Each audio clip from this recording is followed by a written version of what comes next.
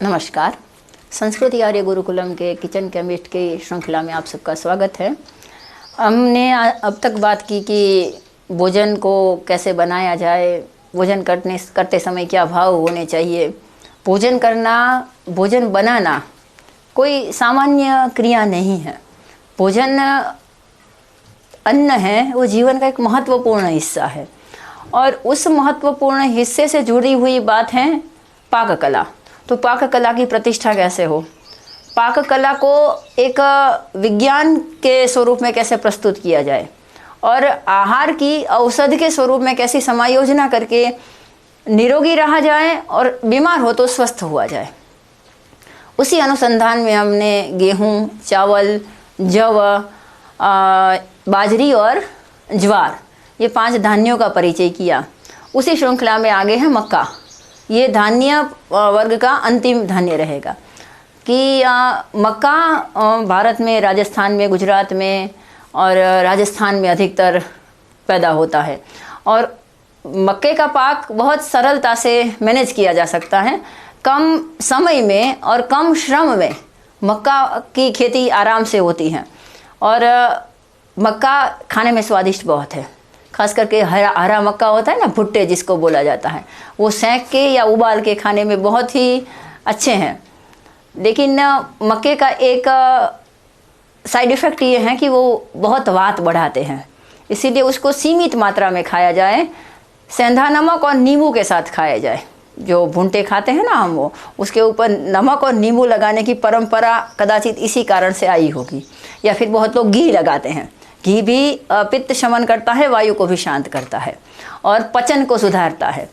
और मक्का चबा चबा के खाना है। वैसे तो सब पदार्थ चबा चबा के ही खाने हैं, लेकिन मक्का नरम होता है, हरा मक्का नरम होता है तो लोग ऐसे निगल लेते हैं, तो चबा चबा के खाना है। मक्के की रोटी और सरसों दा साग पंजाब का राष्ट्रीय खाना, पंजाब का प्रांतीय फूड सबको पसंद होता है। और मक्का खास करके श्रमजीवियों का आहार है, क्योंकि मक्का शक्ति बहुत देता है। और मक्का का जिक्र आए और पॉपकॉर्न को याद ना करे वो कैसे चलेगा। मक्का, सूखे मक्के को फोड़ के ही पॉपकॉर्न बनता है, वो सबका पसंदीदा नाश्ता है। ये सब बच्चे से लेके बड़े तक सब गरम गरम पॉपकॉर्न खाना पसंद करते हैं। तो वो खाने में भी यही ध्यान रखा जाए कि खाली पेट ना खाया जाए। कोई भी वातवर्धक चीज़ खाली पेट नहीं खानी है, जो वायु को बढ़ाने वाली चीज़ हो, कोई भी हो। फिर मक्का हो, चाहे उड़द की कोई आइटम हो, चाहे जामुन हो, फल में जामुन हो, ये तीनों वात बहुत बढ़ाते हैं। इसीलिए इसको कम मात्रा में और खाने के बाद खाया जाए। माने कि खाने के बाद स्वाभाविक रूप से हम कम ही खाएंगे। जैसे सीज़न है तो खाने के बाद भुट्टा खाया तो एक आध खाया जाएगा। खाने के विकल्प में खाना खाने बैठेंगे तो फिर कोई हिसाब ही नहीं रहेगा।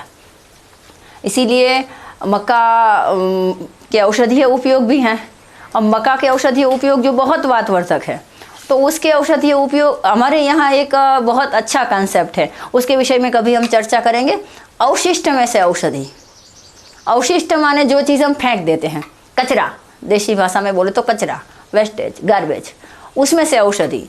तो मक्के का ये उपयोग है। मक्के का जब भुट्टा खाते हैं, दाने निकल गए, फिर जो उसका निकलता है ना, वो भुट्टा दाना निकला हुआ, उसको जलाना है, उसकी राख बनानी है, उसको छान लेनी है, कपड़ छान माने कि कपड़े से वो स्टोर करके रखनी है। किसी भी प्रकार की उल्टी हो, प्रेगनेंसी की उल्टी हो, बच्चों की उल्टी हो, वमन माने कि वॉमिट, तो वो चुटकी भर वो भस्म शहद के साथ दी जाए तो वमन शांत हो जाता है। किसी भी प्रकार से वमन हो तो, मानी उल्टी वॉमिट हो तो ये जो हम फेंक देते हैं उसका ये उपयोग कर सकते हैं। बहुत सारे खाए हो, लेकिन 1-2 झला के उसकी भस्म करके कपड़ छान करके कांच की एयर टाइट बोतल में भर के रखे।